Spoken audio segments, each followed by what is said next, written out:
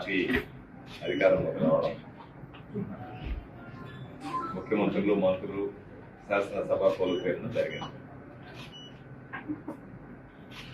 సరే, చంద్రబాబు నాయుడు గారు ప్రజలకు అనేక రకాలైనటువంటి హామీలు ఇచ్చారు. ఇప్పటికీ కేవలం ఒక నెల రోజులు మాత్రమే ప్రభుత్వం ఏర్పాటైన తర్వాత, ఎన్నికలైన తర్వాత సమయం దొరికింది కాబట్టి భవిష్యత్తులో ప్రజలకు ఇచ్చినటువంటి అన్ని వాగ్దానాలను కూడా తెలుగుదేశం పార్టీ నెరవేరుస్తుందని మేము ఆశిస్తున్నాం. నిన్న పెన్షన్ల పంపిణీ కార్యక్రమం ఏదైతే చంద్రబాబు నాయుడు గారు హామీ ఇచ్చాడో 3,000 ఉన్నటువంటి పెన్షన్ 4,000కి చేస్తాను, అదేవిధంగా 3 నెలల బకాయిలు కలిపి 7,000 ఇస్తానని చెప్పి హామీ ఇవ్వడం, ఆ హామీని జూలై 1వ తేదీ నుంచి అమలు చేస్తానని అందులో భాగంగా నిన్న అట్టహాసంగా ముఖ్యమంత్రి గారి దగ్గర నుంచి, మంత్రుల దగ్గర నుంచి, శాసనసభ్యులు, ఇతర ప్రజాప్రతినిధులు, తెలుగుదేశం పార్టీకి సంబంధించినటువంటి నాయకులు, కార్యకర్తలు అందరూ కూడా పాల్గొనడం జరిగింది. అయితే ఒక కార్యక్రమాన్ని నెరవేర్చేటప్పుడు,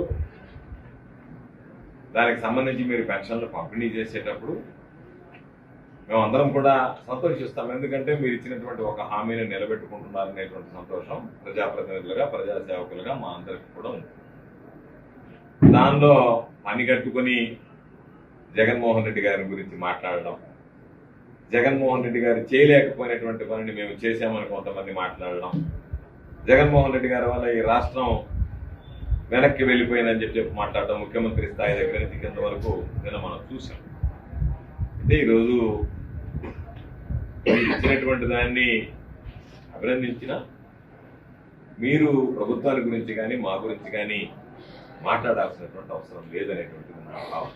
ఎందుకు ఈ మాట అన్నానంటే, అసలు నిన్న మీరు ముఖ్యమంత్రి దగ్గర నుంచి మంత్రులు కావచ్చు, ఇతరత్ర వ్యక్తులు అందరు కావచ్చు, ఇళ్లకి వెళ్ళి పెన్షన్ ఇచ్చారంటేనే దానికి కారణం అటువంటి వ్యవస్థను తీసుకొచ్చినటువంటి వ్యక్తి జగన్మోహన్ రెడ్డి గారా కాదా అనేటువంటిది ఒకసారి మీరు ఆలోచించి, ఇంటికి మీరు అందరు తీసుకెళ్లి పెన్షన్లు ఇచ్చారు, ఆ ఇంటికి పెన్షన్ నడిపించాలి పేదవాడి ఇంటికి అనేటువంటి ఆలోచన చేసినటువంటి వ్యక్తి, అటువంటి సంస్కరణలకు శ్రీకారం చుట్టినటువంటి వ్యక్తి జగన్మోహన్ రెడ్డి గారా కాదా ఒక్కసారి మీరు ఆలోచించి. దానితో పాటు మరొక ప్రధానమైనటువంటి అంశం, మనందరం గుర్తుంచుకోవాల్సినటువంటి అంశం, ఆ రోజు మంత్రులుగా మేము వెళ్ళాం, ప్రజల దగ్గరికి వెళ్ళి అనేక సందర్భాలలో ప్రజలకు సంబంధించినటువంటి సంక్షేమ కార్యక్రమాలు అమలు చేశాం. నేరుగా వెళ్లి పెన్షన్లు ఇచ్చాం, ఇంటి తలుపు తట్టి పెన్షన్లు ఇచ్చాం.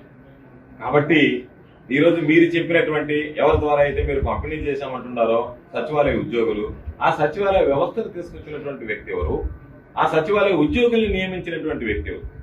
కాబట్టి మీరు ఇంటికి తీసుకువెళ్లి పెన్షన్ ఇవ్వాలన్నా, లేదా సచివాలయ ఉద్యోగుల ద్వారా మీరు పంపిణీ చేశామని చెప్పి సంకలు గుద్దుకున్నా, ఆ వ్యవస్థలను రూపకల్పన చేసి ఈ రోజు మీరు పెన్షన్ పేదవాని ఇంటికి నడిపించినటువంటి దానిలో ప్రధానమైనటువంటి వ్యక్తి, ప్రధానమైనటువంటి పాత్ర జగన్మోహన్ రెడ్డి గారి అనేటువంటి ఈ సందర్భంగా గుర్తు చేస్తారు. విధానాన్ని ఆచరించాడో అనుసరిస్తున్నారు మీరు దాన్ని. ఎక్కడైతే సంస్కరణలకు నాంది పలికాడో ఆ సంస్కరణలో భాగంగా ఈరోజు మీరు కొనసాగుతున్నారు. కాబట్టి వీటన్నిటినీ దృష్టిలో పెట్టుకొని ఈరోజు దాని గురించి మాట్లాడితే బాగుంటుంది. ఒక మాట జగన్మోహన్ రెడ్డి గారి గురించి కూడా మాట్లాడుంటే బాగుండేది. జగన్మోహన్ రెడ్డి గారు తీసుకొచ్చారు ఈ సంస్కరణలు, ఆ సంస్కరణలో భాగంగా పేదవాళ్ళింటికి పంపించేటువంటి దాన్ని కొనసాగిస్తున్నాం. జగన్మోహన్ రెడ్డి గారు తీసుకొచ్చారు సచివాలయ వ్యవస్థని, ఆ సచివాలయ వ్యవస్థని వాళ్ళ నియమించినటువంటి ఉద్యోగుల ద్వారానే ఈరోజు మేము పెన్షన్లు ఇస్తున్నామని చెప్పారు. అంత గొప్ప మనసు మీకు లేకపోయినా ఎవరైతే ఈ విధానాల్ని, సంస్కరణలు తీసుకొచ్చారో ఆ వ్యక్తిని మీరు విమర్శించడం అనేటువంటిది సరైనటువంటి పద్ధతి, విధానం కాదు అనేటువంటిది మా అభిప్రాయం. దానితో పాటు ఈరోజు సర్వేపల్లి నియోజకవర్గానికి సంబంధించి, ముత్తుకూరు మండలానికి సంబంధించి అనేక రకాలైనటువంటి సుదీర్ఘకాలంగా అపరిష్కృతంగా ఉన్నటువంటి సమస్యలను పరిష్కరించాం. ఆ రోజు గ్రామాలకు సంబంధించి సిమెంట్ రోడ్లు కానీ, సైడ్ డ్రైన్లు కానీ, త్రాగునీటి వసతి కానీ, సుదీర్ఘకాలంగా అపరిష్కృతంగా ఉన్నటువంటి నాన్ ఫిషర్మ్యాన్ ప్యాకేజీ కానీ, ఫిషింగ్ జెట్టి కానీ, ఇవన్నీ కూడా ఈరోజు నేను శాసనసభ్యుడిగా, అధికార పార్టీలో మంత్రిగా ఇటు తీసుకురావడం జరిగింది. కాబట్టి అన్ని కార్యక్రమాలను నిర్వర్తించాం. వీలైనంత వరకు భూమి కోల్పోయినటువంటి నిర్వాసితులకి ఉద్యోగాలు ఇచ్చేటువంటి ఏర్పాటు చేశాం. ఎక్కడ ఎవరికి ఎటువంటి ఇబ్బంది లేకుండా అన్ని రకాల అండగా నిలిచాం. దానితో పాటు ఈరోజు పాపం సోమిరెడ్డి మొన్న కూడా వచ్చి కంటైనర్ టెర్మినల్ తరలి వెళ్ళిపోయింది అన్నారు. కంటైనర్ టెర్మినల్ తరలి వెళ్ళిపోలేదు అని కృష్ణపట్నం యాజమాన్యం చెబుతుంది. కాకపోతే జరిగేటువంటి లావాదేవీలు తగ్గాయి. ఉన్నటువంటి వ్యాపారానికి సంబంధించినటువంటి తీసుకువెళ్లేటువంటి వాటిల్లో కాస్త తగ్గుముఖం పట్టింది అని చెప్పి ఈరోజు పోర్టు యాజమాన్యం కూడా చెప్తుంది. ఈయనేమో వాళ్ళు తీసుకున్నటువంటి నిర్ణయాలు, మేము తీసుకున్నటువంటి తప్పుడు విధానాలు నిర్ణయాలుంటే అధికారంలో మేము ఉన్నప్పుడు మీరు ఆరోపణలు చేశారు, అధికారంలో లేనప్పుడు ఈరోజు మీరు అధికారంలోకి వచ్చారు కాబట్టి మీరు చేసినటువంటి ఆరోపణల మీద సమగ్రంగా విచారించుకునేటువంటి అవకాశం మీకు ఉంది. కాబట్టి దాని గురించి ఆలోచన చేస్తే బాగుంటుంది తప్ప ఆ విధంగా కాకుండా ఏదో మేము మాట్లాడతామో బురద జరుపుతాం అనేటువంటి ఆలోచన చేయడం సరైనటువంటి పద్ధతి కాదు, విధానం కాదు అని చెప్పి ఈ సందర్భంగా తెలియజేస్తున్నాం. ప్రజలకు అండగా నిలిచాం. రాబోయేటువంటి రోజుల్లో కూడా ఆరోపణ కొంతమందికి కావాలనే ఉద్దేశపూర్వకంగా పెన్షన్లు ఆపారని మా దృష్టికి వచ్చింది. ఈ రోజు రేపటి లోపల అవి కూడా ఇస్తారని చెప్పి మేము భావిస్తున్నాం. ఒకవేళ వైఎస్ఆర్ కాంగ్రెస్ పార్టీ సంబంధించినటువంటి వ్యక్తులకి మీరు గుర్తించి మరీ మేము పెన్షన్ ఇవ్వమంటే న్యాయ పోరాటం చేసైనా సరే పెన్షన్లు సాధించుకుంటాం తప్ప ప్రభుత్వాన్ని విడిచిపెట్టేటువంటి పరిస్థితి ఉండదనేటువంటి సందర్భంగా తెలియజేస్తున్నాం. కాబట్టి ప్రభుత్వం అనేటువంటిది ఎవరి బాబు సొత్తు కాదు, ప్రజలకు సంబంధించి ప్రజలు కట్టినటువంటి పన్నులతో ఈరోజు ప్రభుత్వం ప్రతి ఒక్కరికి సంక్షేమ కార్యక్రమాలు అమలు చేస్తుంది. అందులో భాగంగా ప్రతి ఒక్కరికి సంక్షేమ కార్యక్రమాలు అమలు చేయాల్సినటువంటి బాధ్యత ప్రభుత్వాల మీద ఉంటుంది. ప్రభుత్వాల విధంగా వ్యవహరించి తీరాల్సినటువంటి అవసరం ఉంటుంది.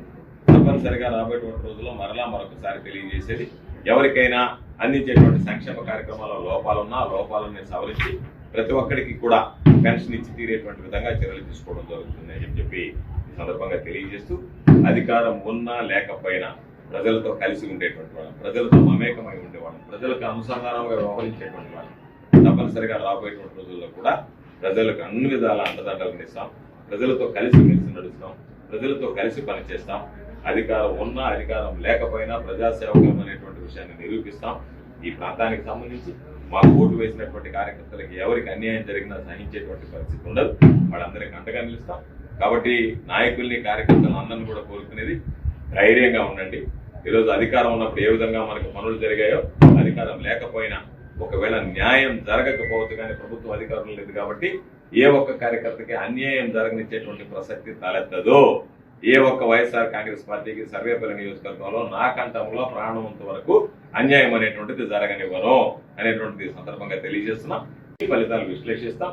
రాష్ట్ర స్థాయిలో ఏదన్నా పొరపాటు జరిగిందా, లేదా నియోజకవర్గ స్థాయిలో ఎక్కడన్నా పొరపాటు జరిగిందా, లేదా మండలాల స్థాయిలో ఎక్కడన్నా పొరపాటు జరిగిందా, వాటన్నిటిని కూడా సమీక్షించుకుని ఎక్కడన్నా పొరపాటు జరిగి ఉంటే వాటిని ఏ విధంగా సవరించుకోవాలనేటువంటి దాని మీద దృష్టి పెడతాం. వాటన్నిటిని సవరించుకుంటాం. రాబోయేటువంటి రోజుల్లో మరలా ప్రజలకు చేరువవుతాం. ప్రజల ప్రేమ అభిమానాన్ని సంపాదించుకోవడానికి ప్రయత్నం చేస్తాం. రాజీ లేనటువంటి పోరాటం చేస్తాం. రాజీ పడకుండా ప్రజలకు అండగా నిలుస్తాం తప్ప ఏ ఒక్క విషయంలో కూడా ప్రజలను విస్మరించేటువంటి పరిస్థితి ఉండదు.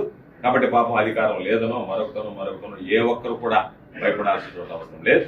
ప్రత్యేకించి ముత్తుకూరు మండలానికి సంబంధించి కానీ సర్వేపల్లి నియోజకవర్గానికి సంబంధించి కానీ ప్రజలకి అన్ని విధాలా అండదండలు అందిస్తామని చెప్పి ఈ సందర్భంగా తెలియదు.